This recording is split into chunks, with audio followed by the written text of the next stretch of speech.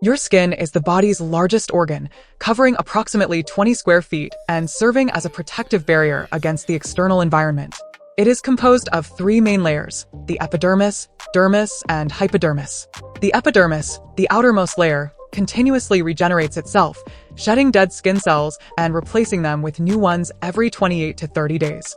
The dermis, located beneath the epidermis, contains tough connective tissue, hair follicles, and sweat glands. This layer is rich in collagen and elastin, which provides strength and elasticity, helping the skin to withstand stretching and resist wrinkles.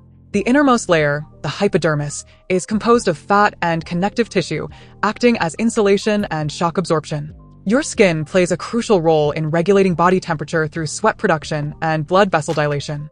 It also acts as a sensory organ, equipped with millions of nerve endings that detect touch, pressure, pain, and temperature.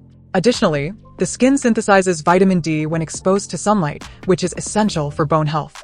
Proper skincare, hydration, and protection from harmful UV rays are vital for maintaining healthy skin.